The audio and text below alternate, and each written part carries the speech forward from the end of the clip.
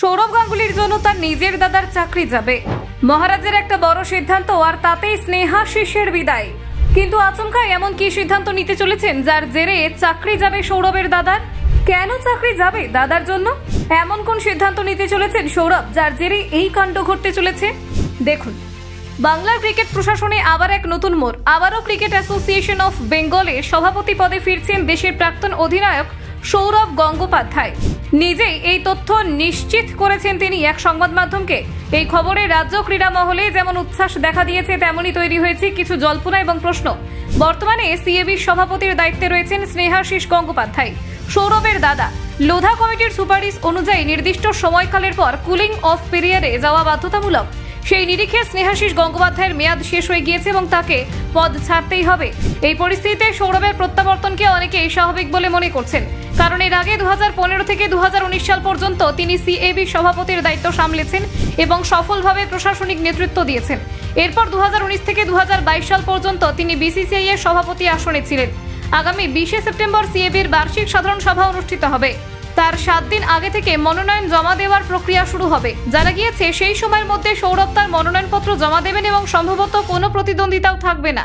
যদি কেউ প্রতিদ্বন্দ্বিতা না করেন তাহলে সিএবির সদস্যদের সর্বসম্মতিতে সৌরভকে সভাপতি ঘোষণা করা হবে। এমনকি সৌরভ নিজেও জানিয়েছেন তিনি সভাপতি পদে দাঁড়াচ্ছেন এবং ক্রীড়া প্রশাসনের ফের অবদান রাখতে চান।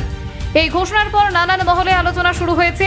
ভাই স্নেহাশিসকে সরিয়ে দাদা সৌরভের আগমনকে অনেকেই স্বাভাবিক প্রশাসনিক রদবদল বললেও কিছু মহলে গুঞ্জন শুরু হয়েছে ভাই দাদার মধ্যে সম্পর্কের সমীকরণ নিয়ে।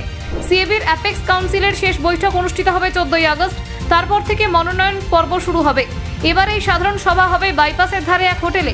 সব মিলিয়ে সংগঠনগত দিক থেকে সিএবি নতুন করে চাঙ্গা হচ্ছে বলেই মনে করছেন ক্রীড়া মহল। প্রসঙ্গত, সৌরভ গঙ্গোপাধ্যায়ের প্রশাসনিক দক্ষতা নিয়ে কোনো প্রশ্ন নেই। তার সভাপতিত্বে সিএবিতে নানান উন্নয়নমূলক কাজ হয়েছে।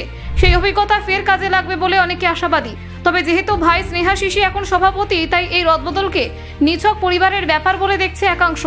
তবে বাস্তবে এই দিক থেকে বিচার করলে কুলিং অফ পিরিয়ডের কারণে স্নেহাশিস গঙ্গোপাধ্যায় সরতেই হতো।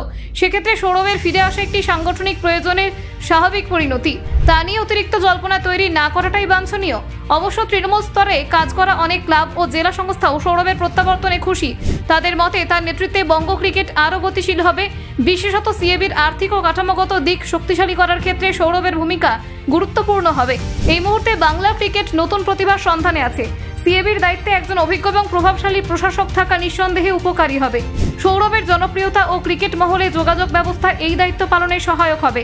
তবে পরিবার এবং প্রশাসনের ভারসাম্য রক্ষা করাই এখন বড় চ্যালেঞ্জ, কারণ দুজনেই একই পরিবারের সদস্য এবং প্রাক্তন ক্রিকেটার। সেই প্রেক্ষাপটে দাদার সভাপতি হওয়ার পর ভাইয়ের ভূমিকা কি হবে সেটাই এখন দেখার বিষয়। বাংলার মহারাজের ক্রিকেট প্রশাসনের প্রত্যাবর্তন রাজ্যের ক্রীড়া ক্ষেত্রে নতুন দিকচিহ্ন তৈরি করতে পারে। তবে এর সঙ্গে সংশ্লিষ্ট পারিবারিক সমীকরণ ও রাজনৈতিক ব্যাখ্যাও যে থাকবে তা বলাই যায়। Bureau report, news prime Times.